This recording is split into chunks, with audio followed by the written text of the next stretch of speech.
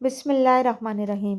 رسول اللہ صلی اللہ علیہ وسلم نے ارشاد فرمایا، قبروں کی زیارت کیا کرو، تمہیں آخرت کی یاد رہے گی۔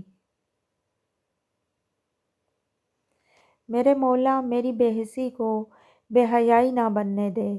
میرے آقا ہم نااہل ضرور ہیں لیکن تیرے حبیب صلی اللہ علیہ وسلم کے نام لیوا ہیں۔ ہم پر رحم فرما، ہمیں ہمارے فرائض سے آشنا کر، ہمیں ایک قوم بنا، ہم پر نازل فرما اپنے کرم اور اپنی رحمتیں۔ میری ماں اکثر کہا کرتی تھی، بیٹا دعا کرنا کہ شوہر آنکھوں والا ہو، جو دیکھ سکے تمہارے دکھ، تمہاری خوشی، تمہارا ہنسنا اور رونا۔ بہت لوگ آنکھوں والے ہوتے ہیں لیکن دیکھ نہیں سکتے۔ رسول اللہ صلی اللہ علیہ وسلم نے فرمایا، زیادتی اور قطع رحمی سے بڑھ کر کوئی گناہ ایسا نہیں جس کی سزا اللہ تعالیٰ دنیا میں بھی جلدی دے دیتا ہے، جبکہ اس کے ساتھ اس کے لیے آخرت کا عذاب بھی سنبھال رکھتا ہے۔ آپ کے وہ الفاظ بھی تحفہ ہیں جو دوسروں کو زندگی میں آگے بڑھنے کا حوصلہ دیتے ہیں۔ جہاں جائیداد نہیں ہوتی وہاں ظلم بھی نہیں ہوتا۔ غلطی کو غلطی جان کر بھی اس کی اصلاح نہ کرنے والا ایک اور غلطی کر رہا ہے۔ میں نے زندگی کو اکثر زندہ لوگوں کی آنکھوں میں مرتے دیکھا ہے۔ لقمہ حلال کے بعد دعا منظور ہونا شروع ہو جاتی ہے۔ حقیقت صرف اتنی ہے کہ سب سے خوبصورت وہ چہرہ ہے جسے مشکل میں آواز دینا آسان ہو، باقی یہ دراز قد، جھیل آنکھیں، کالی زلفیں، گوری رنگت سب بکواس ہے۔ کسی کے منہ سے نکلی ہوئی آسمانوں کو چیر جاتی ہے اور کسی کی فریاد بے حسی کے کانوں سے ٹکرا کر شرمسار ہو جاتی ہے۔ جب ہم زندگی کی رونقوں میں مشغول ہوتے ہیں تو بھلے والدین کو بھول جائیں لیکن دکھ میں سب سے پہلے وہی یاد آتے ہیں۔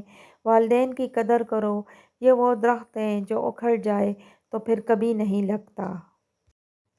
اپنی آواز کے بجائے اپنے دلائل بلند کیجیے۔ پھول بادل کے گرجنے سے نہیں برسنے سے اگتے ہیں۔ وہ خود ہی دل پیدا فرماتا ہے، خود ہی دلبر پیدا فرماتا ہے اور خود ہی دلبری کا خالق ہے، بلکہ وہ خود ہی سرے دلبراں ہے۔ دنیا کا سب سے امیر اور خوشحال انسان وہ ہے جو زمین پر اللہ تعالیٰ کی رضا کو مقصد بنا کر چل رہا ہے۔ معاملات اللہ کے سپرد کرنا ہی بہتر ہوتا ہے، کیونکہ ہم خود بھی اپنے ساتھ اتنے مخلص نہیں ہوتے جتنا اللہ ہمارے ساتھ ہوتا ہے۔ مرزا غالب لکھتے ہیں، مصروف رہنے کا انداز تمہیں تنہا نہ کر دے غالب، رشتے فرصت کے نہیں توجہ کے محتاج ہوتے ہیں۔ لوگ کہتے ہیں نیچر اور سگنیچر کبھی نہیں بدلتے، مگر دونوں چیزیں بدل جاتی ہیں، بس ایک چوٹ لگنے کی دیر ہے۔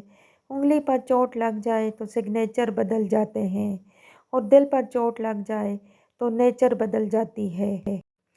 تنقید بارش کی طرح ہوتی ہے، یہ اتنی نرم ہونی چاہیے کہ انسان کی جڑوں کو تباہ کیے بغیر اس کی نشو و نما کر سکے۔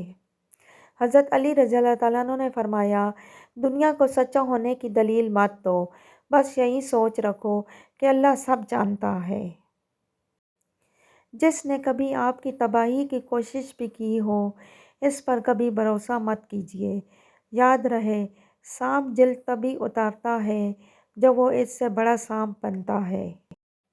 کم ظرف انسان دوسرے سے لیا ہوا ہیرا بھی بھول جاتا ہے لیکن اپنا دیا ہوا پتھر یاد رکھتا ہے۔ درد والا تسلیم کو تحقیق کے بغیر مان لیتا ہے۔